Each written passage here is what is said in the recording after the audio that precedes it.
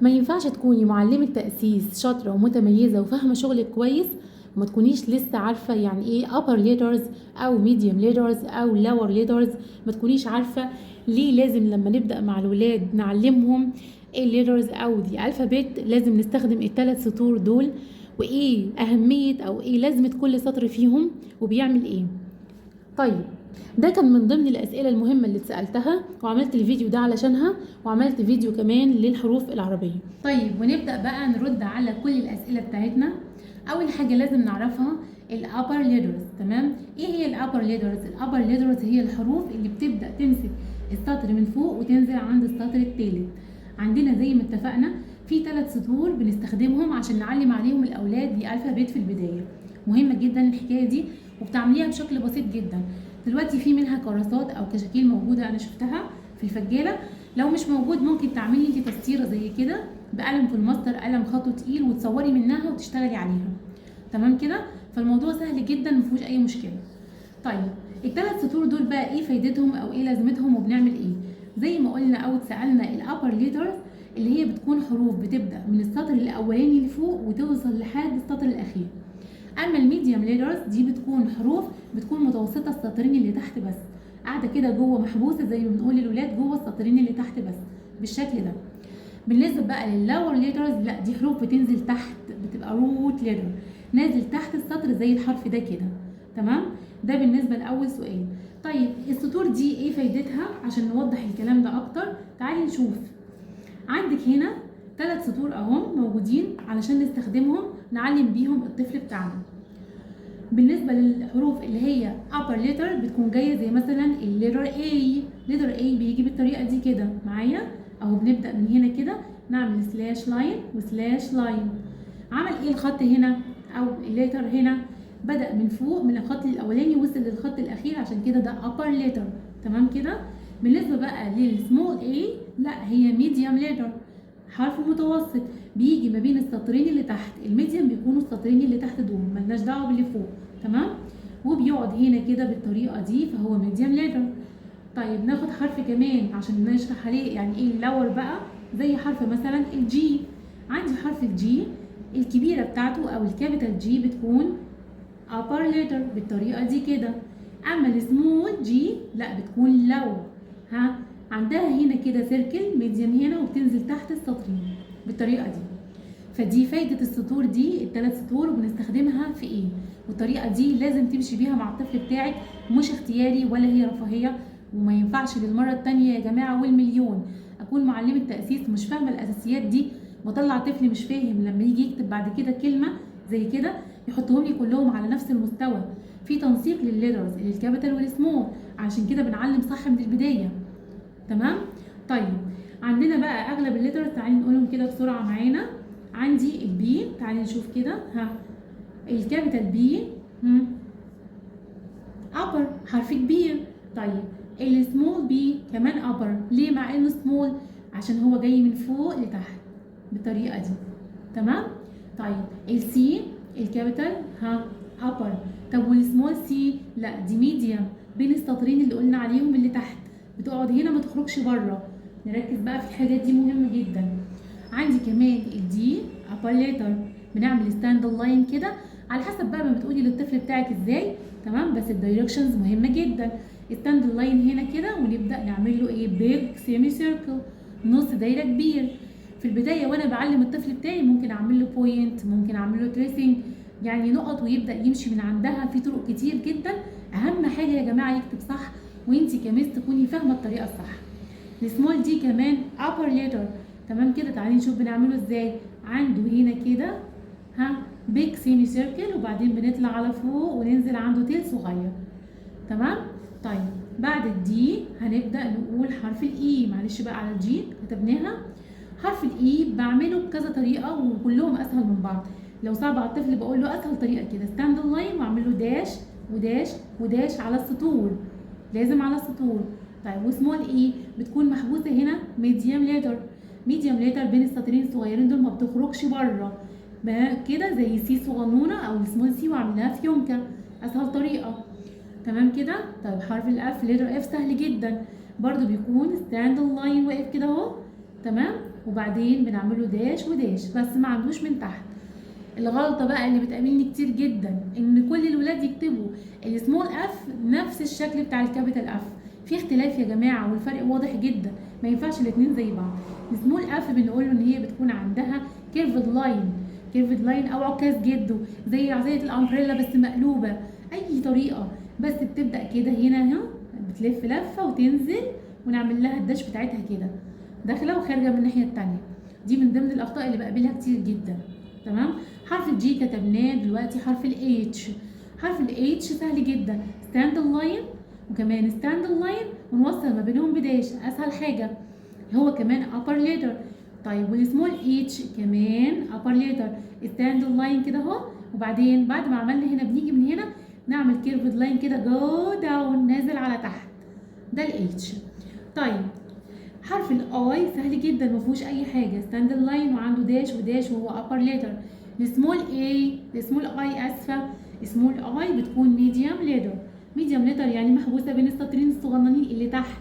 تمام كده اهو. برضو ستاند لاين بس ايه عنده دوت، شايل دوت كده فوق راسه نقطه. تمام كده. الجي واحده كبيره كابيتال ابر بالطريقه دي كده وعندها داش هنا. واحده صغيره بتكون لاور او روت يعني حرف نازل تحت. تمام كده. بيرمزوا له بروت عشان التسطيره دي عملوها ليها قصه ثانيه هبقولها لك بعدين عشان وقت الفيديو. تمام. طيب سمول جي بتنزل بقى هنا كده اللاور ليتر خلاص، وبرده عندها دوت شايلاها فوق راسها. تمام كده. الكي ليتر كي هو كمان ابر ليتر، ستاند لاين كده اهو، وباجي من هنا كده بعمل سلاش وكمان سلاش لاين. والسمول كمان ابر ماشي، دي برده غلطه شائعه، بيبقى نفس الايه نفس المقاس نفس الطول نفس زيه بالظبط وابر ليتر، لكن السمول كيل بتتحبس هنا بقى، بتبقى هنا كده ميديوم ليتر ما بتخرجش من هنا، السلاش بتاعتها كده او بق السمكه على حسب ما بتقولي له. خلاص كده دي برده من الحاجات اللي بشوف بيعملوا الاثنين زي بعض. طيب ليتر ال برضو upper letter بالطريقه دي وسهل جدا، والسمول بتاعه كمان upper عباره عن ستاند لاين من غير اي حاجه. تمام كده. الام كمان من الحروف الابر. تمام. في طرق كتيره بقى عشان هو بيبقى صعب شويه على الولاد. اسهل طريقه لو هو صعب عليهم الرسمه تجيبها على بعضها، ممكن اقول له بنعمل هنا ستاند لاين وستاند لاين هنا وبعدين نوصل ما بينهم كده. دي اسهل طريقه نجيب بيها عشان هو ده من الحروف الصعبه فعلا على الولاد يعني. السمول ام بقى بلاقي كل الولاد برضو بتكتب لي السمول ام زي الكابيتال. ليه يا جماعه؟ في فرق كبير. تمام. بعمل ايه؟ بقول له السمول ام بيكون ميديوم ليتر محبوس جوه السطرين الصغيرين دول اللي بيكونوا عندي في الكراسات او في الكشاكيل. تمام. بعمله ازاي؟ اسهل طريقه برضو بعمل ستاند لاين هنا كده وبعدين اعمل كيرفد لاين جو داون وكيرفد لاين جو داون. طلع سهل. لازم اسيب السنه دي خلي بالك. تمام. فكده فرقت ما بينهم هما الاثنين. طيب ليتر ان كمان برضو بيعتبر من الحروف اللي يعني شويه صعبه على الولاد. تمام. لو انت عاوزه طريقه سهله ممكن نقول له باسهل طريقه يتعمل كده بعدين نوصل بينهم كده او نيجي من فوق كده. تمام كده. فدي اسهل طريقه. طيب بعد كده برضو الان زيه بالظبط هنعمل هنا بيكون السمول ام ميديوم ليتر بين السطرين دول ستاند لاين كده اهو ونعمل له كيرفد لاين جو داون. خلاص كده خلصت الام. طيب الاو في واحده فيهم كابيتال بتكون ابر بتكون كبيره جوه الثلاث سطور كده اهو. خلاص. ودي بتكون بيج سيركل دايره كبيره. اما السمول او بتكون سمول سيركل ميديوم ليتر هنا هو بين السطرين بالطريقه دي. خلاص كده. طيب ليتر بي واحد منه قد برضو ابر بالطريقه دي والتاني بيكون لور. بيجي منين بقى؟ يبدأ من ايه؟ طالما لور هيبدأ من هنا من بين السطرين الصغيرين وينزل تحت، فانا هبدأه من هنا كده وانزل تحت واعمله. طيب بالطريقة دي كده بتكون بيج سيركل طبعا upper وعندها تيل هنا كده صغنن. طيب والسمول لا دي بتكون lower letter. ركز معايا بنعمل كده هو كده سيمي سيركل وبعدين بننزل كده ونعمل لها برضو في تيل طالع كده. طيب ده بالنسبه للكيو. الار سهله جدا ستاند لاين وبيكون upper letter من فوق لتحت وبنعمل زي البي عنده ايه سيمي سيركل نص دايره وبعدين نعمل كده سهله جدا. سمول ار ستاند لاين هنا اهو كده اهو بيكون ميديوم ليتر، وبعدين كاني هعمل كيرفد لاين بس مش هنزل جو داون. بص ازاي اهو كيرفد لاين، ما نزلتش جو داون، عملت كاني هعمل كيرفد لاين ووقفت. سهله جدا وطلعت مظبوطه.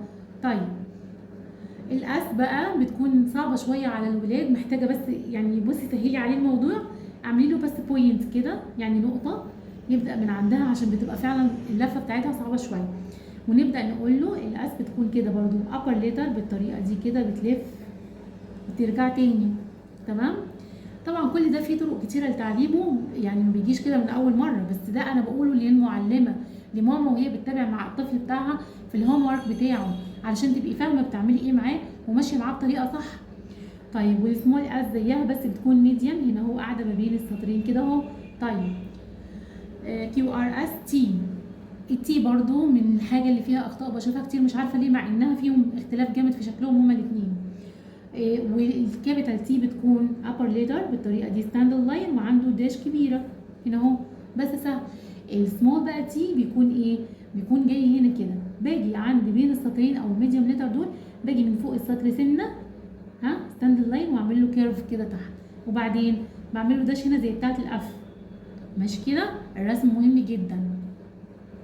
اليو، الحرف اليو الكابيتال بتاعه غير السمول، عشان اغلب الوقت بيعملوهم بشكل بعض. بصي كده معايا، بنبدا هنا كده تمام، وبنعمل ايه؟ بنلف كده راوند راوند راوند جو اب، بنيجي من اب نلف ننزل تحت ونطلع تاني على فوق. بس كده خلصت الكابيتال يو. السمول يو بقى زيها بس عندها تيل صغنن وبتكون ميديوم ليتر. ميديوم ليتر حرف وسط هنا ما بين متوسط السطور دي بالطريقه دي كده، بس بننزل تاني نعمل له تيل صغير. تمام كده. طيب الفي سهله جدا عندي، نبدا من هنا او من هنا مفيش مشكله خالص، سلاش لاين وسلاش لاين، خط مايل وخط مايل، بيكون ابر ليتر. السمول بتاعته بتكون ميديوم ليتر هنا جوه السطرين. فطبعا بصي السطور عملت ايه؟ نسقت وسهلت وعلمت الطفل وخلت فيه تمييز ما بين الكابيتال والسمول عشان لما يستخدمهم في الكلام مش كله زي بعضه. طيب طيب الدبليو برضو من الحروف اللي بتبقى تقيله شويه على الولاد، بس لو اتعلمنا السلاش لاين في بدايه ما كنا بنتعلم اللاينز الخطوط ونعمل تريسنج اللي هو مرحله بري رايتنج، الكلام ده بيتمهد له من قبل الكتابه. تمام. بنعلمه الدايركشنز عن طريق الخطوط، الاسماء الخطوط اللي بقولها دي عن طريق التريسنج. تمام. طيب الدبليو بتتعمل ازاي؟ سهله جدا، بعمل هنا كده هو برضو اللور سلاش لاين، وكمان يطلع هنا وينزل ويطلع، سهل جدا، الولاد بيحبوه بيجيبوه بسهوله، وليه اكتر من طريقه ممكن تقولهم بيها. طيب بالنسبه للسمول بتاعه بيكون هنا اهو ميديوم ليتر هنا كده، خلاص بالطريقه دي. ليتر اكس وهو من الليترز السهله جدا، عباره عن هو برضو upper ليتر وعنده سلاش لاين وسلاش لاين، لازم يتقابلوا في نقطه التقاطع بتاعتهم هنا بين السطرين. تمام. وبتبقى سهله جدا على الولاد. والسمول بتاعه بيكون ميديوم ليتر هنا اهو كده نفس الطريقه، سلاش لاين وسلاش لاين. تمام. خط مايل وخط مايل. بعد كده الليتر واي، ليتر واي برضو بيكون سهل جدا، لازم نتعلمه في الاول بس صح. بصي يا ستي هنعمل ايه؟ سلاش لاين، سهل كده، ونيجي من هنا كده من السطر اللي في النص، شفتي السطور مهمه ازاي؟ نطلع كده.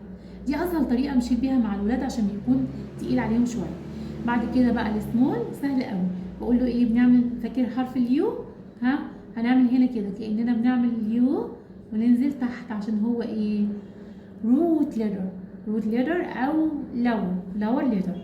طيب اخر حرف معانا الزد، وبرده عشان بيلخبط الولاد ما بيعرفوش يظبطوا الرسمه بتاعته شويه، في طريقه سهله هقول لك عليها.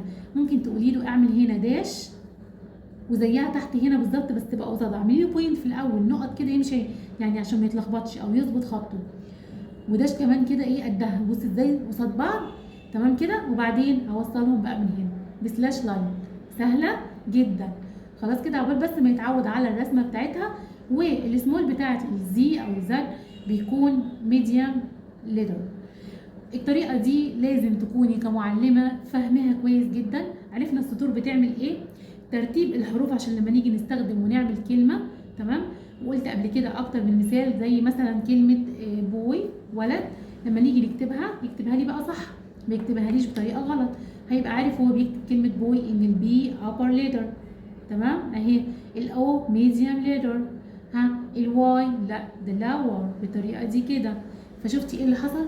كل الحروف مش على نفس المستوى، ما ينفعش نكتب كده. بشوف كتير او الولاد جايين كاتبين كده اهو. والله يا جماعه يعني الواحد تعب من الحاجات دي، ولسه بننبه وبنقول. فمعلش رجاء كلنا بنتعلم، ولازم انت زي ما قلت كمعلمه ده واجب عليكي ومسؤوليه، مش حاجه رفاهيه بتقدميها للطفل بتاعك. لازم تكوني ملمه بالحاجات دي كويس قوي. والتوفيق للجميع ان شاء الله، ونتقابل في فيديوهات تانية. ولو عجبك الفيديو يا ريت تعملي لايك وتشجعينا نستمر.